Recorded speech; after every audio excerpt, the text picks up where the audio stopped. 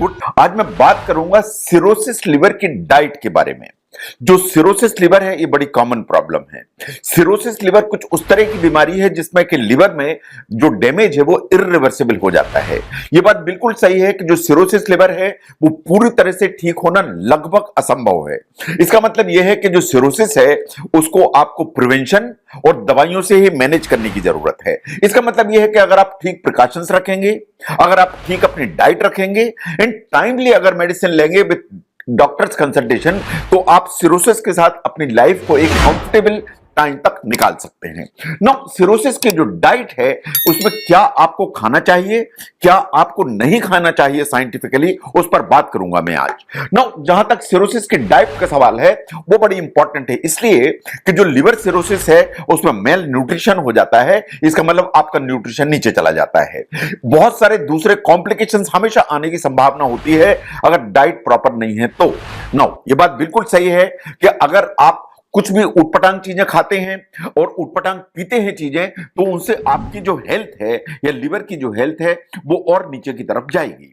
No, आप cirrhosis की diet को अगर ध्यान से देखेंगे तो आपको एडिक्वेट एडवांटेजेस मिलेंगे इन द सेंस कि अगर आप ठीक खाते हैं तो आपको एडिक्वेट न्यूट्रिशन चाहिए और वो मिलना भी चाहिए। अगर आप प्रॉपर डाइट लेते हैं तो आपका जो लिवर है उसके ऊपर अतिरिक्त और अननेसेसरी एक बर्डन है वो नहीं पड़ेगा, तो उसकी health up to the mark रहेगी। इसके अलावा बहुत सारे जो लिवर डिजीज के कॉम्प्लिकेशंस होते हैं, अगर आप अपनी डाइट ठीक रखेंगे तो वो जो कॉम्प्लिकेशंस हैं उनके आने की संभावना कम होगी। ये बात सही है कि अगर डाइट ठीक रहेगी तो लिवर का जो ऑनगोइंग डैमेज है वो रुक जाएगा और जो डैमेज है वो शायद ज्यादा नहीं होगा। नो, हम रिसर्च की अगर बात करें तो रिसर्च क्या कहती है? रिसर्च कहती है कि लिवर डिजीज के लोग जिन्हें सिरोसिस लिवर है, अगर उनने अपनी डाइट ठीक नहीं रखी और अगर नरिशमेंट उनका ठीक नहीं रहा तो उनको कॉम्प्लिकेशंस ज्यादा होने की संभावना है। इन कॉम्प्लिकेशंस ज्यादा होंगे वो अल्टीमेटली जान का खतरा तैयार करते हैं एंड लाइफ का रिस्क पैदा करते हैं। तो इसलिए अगर इस रिसर्च को हम देखें तो न्यूट्रिशन बहुत इंपॉर्टेंट इशू है। नो, एक आर्टिकल पब्लिश हुआ था इन 2018, उसने बोला कि जो डाइटरी मैनेजमेंट है सिरोसिस का, ये बात बिल्कुल सही है कि one size fits all approach नहीं चलेगी कि मैंने एक डाइट बोली और सभी लिवर के मरीजों के लिए ठीक है, ऐसा नहीं होगा। जो इंडिविजुअल्स हैं वो अलग हैं, उनके वेट अलग हैं, उनकी एज अलग है, उनका रिक्वायरमेंट अलग है, उनकी एक्टिविटी अलग है और चूंकि सब चीजें अलग हैं तो उनके जो डाइट है उनके हिसाब से टेलर मेड करने की जरूरत है आपको अपने डॉक्टर और अपने डाइटिशियन की मदद से। लेकिन कुछ बेसिक फैक्ट्स हैं लिवर सिरोसिस के बारे में जो आपको बिल्कुल सीरियसली समझने की जरूरत है। यह बात सही है कि अगर आप अपना डाइटरी मैनेजमेंट या न्यूट्रिशन ठीक रखते हैं तो जो प्रोग्नोसिस है एंड आउटकम है लिवर सिरोसिस में वो हमेशा बेहतर होता है। नो, बेसिक फैक्ट ये है कि जैसे अल्कोहल है, नंबर 1 पर आपको समझना है कि अल्कोहल हर हालत में अनसेफ है।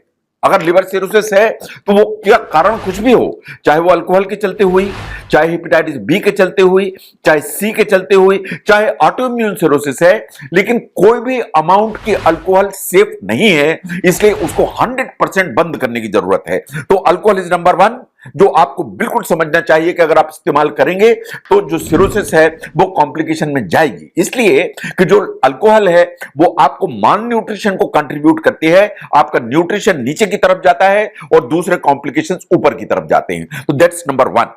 Number 2, look at the fats. जो आप खाने में ऑयली चीजें लेते हैं या फैट खाते हैं वो अल्टीमेटली कैसे डाइजेस्ट होता है? वो जब आप खाते हैं तो आपके पेट में पहुंचता है, इंटेस्टाइन में जाता है, उसको डाइजेस्ट करने के लिए आपको पित्त या बाइल की जरूरत है। और बाइल कहां बनता है? बाइल लिवर से बनता है।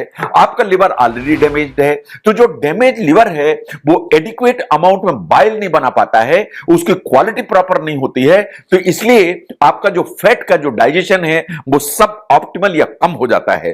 तो इसलिए अगर आप फैट ज्यादा खाएंगे तो आपको पेट की दिक्कतें आएंगी, कहीं पेट फूलेगा, कहीं गैस बनेगी, कहीं गुड़गुड़ होगी, कहीं लूज मोशन होंगे। तो इसलिए जो फैट्स की मात्रा है वो आपको लिमिट करने की जरूरत है। इसका मतलब अल्कोहल बिल्कुल 0 हो गया, फैट्स की अमाउंट लिमिट हो गई। नंबर 3 पर आते हैं raw and undercooked vegetables and meats. Problem यह है कि लिवर सिरोसिस में आपका जो इम्यून सिस्टम है वो नीचे की तरफ चला जाता है, आपका जो इम्यूनिटी है वो अप टू द मार्क नहीं होती है। तो कोई भी बैक्टीरिया या कोई भी वायरस आपकी इंटेस्टाइन या बॉडी में पहुंचेगा तो वो आपको प्रॉब्लम में डालेगा। नो, जब भी आप अनकुक्ड चीजें खाते हैं चाहे वो आपने वेजिटेबल्स खाए, चाहे वो आपने मीट खाया, तो उसके जरिए से जो बैक्टीरिया या वायरसेस आपकी बॉडी में पहुंचेंगे वो पोटेंशियली आपको सीरियस कॉम्प्लिकेशंस में धकेलने की ताकत रखते हैं। नो, इंपॉर्टेंट यही है कि आपकी जो डाइट है उसके कंटेंट आपकी नजर में होने चाहिए कि आप क्या खा रहे हैं। जो डाइट है उसकी क्वांटिटी क्या होनी चाहिए, वो प्री डिजाइंड होनी चाहिए। आपको अपने डाइटिशियन की मदद लेनी चाहिए। एंड ये बात बिल्कुल सही है कि मेल न्यूट्रिशन या न्यूट्रिशन कम होने का रिस्क ज्यादा है, तो इसलिए आपको कैलोरी जो काउंट है कि कितनी कैलोरी खानी है वो भी बहुत क्लियर होना चाहिए। नो, कुछ मोटे से मोटे आइटम्स हैं जो आपको समझने की जरूरत है कि क्या खा सकते हैं आप। अगर आपको लिवर सिरोसिस है या लिवर की कोई सीरियस प्रॉब्लम है और प्रॉब्लम बढ़ती चली जा रही है, तो आपको डाइट के इन आइटम्स को ध्यान देना है कि ये आइटम्स खाना है और ये आइटम्स नहीं खाना है। जो फ्रूट्स एंड वेजिटेबल्स हैं वो आप आसानी से जितना चाहें उतना खा सकते हैं। जो अंडे हैं, पर्टिकुलरली एग व्हाइट्स हैं, वो बिल्कुल रिकमेंडेड है, उसे आप खाएं, उसमें कोई प्रॉब्लम नहीं है। जो लीन चिकन है या कुक्ड फिश है, इसमें कोई प्रॉब्लम नहीं है। जो लो फैट योगर्ट है या दही जिसमें फैट की मात्रा कम है, उसमें कोई प्रॉब्लम नहीं है। लाइकवाइज जो लो फैट चीज है उसमें कोई प्रॉब्लम नहीं है। नाउ ऑन द कंट्री, अगर आप fast food and fried foods खाते हैं वो आपको प्रॉब्लम करेंगे, और अगर आप रेड मीट रेगुलरली खाते हैं आपको नुकसान करेगा। आप जो पैकेट में या प्रोसेस्ड स्नैक्स खाते हैं, जैसे आप भुजिया खाते हैं या आप चिप्स खाते हैं, ये आपको नुकसान करेंगे। जो आप हॉट डॉग सॉसेजेस खाते हैं ये आपको नुकसान करेंगे।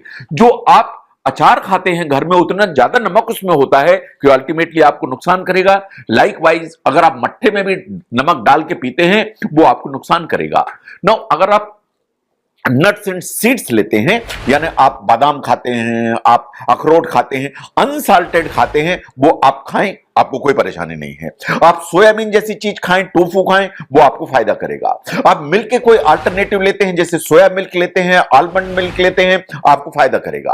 आप जो होल ग्रेन्स लेते हैं, चाहे आप दलिया खाएं, ओट्स खाएं, ब्राउन राइस खाएं, ये सब आपको जो है ना हेल्प करेंगे, आपके लिवर को हेल्प करेंगे। बट ऑन द कंट्री, जैसा मैंने कहा कि आप भुजिया खाएंगे, नमकीन खाएंगे, पोटैटो चिप्स खाएंगे, ये आपको परेशान कर देंगे। अगर आप मैदे के आइटम खाएंगे आपका लिवर ट्रबल में आएगा। अगर आप वो ऑयल लेते हैं जिसमें ट्रांस फैट ज्यादा है, जिसमें पाम ऑयल है या कोकोनट ऑयल है, ये आपको परेशानी में डालेंगे। अगर आप फुल फैट डेयरी लेते हैं आपको नुकसान करेगा।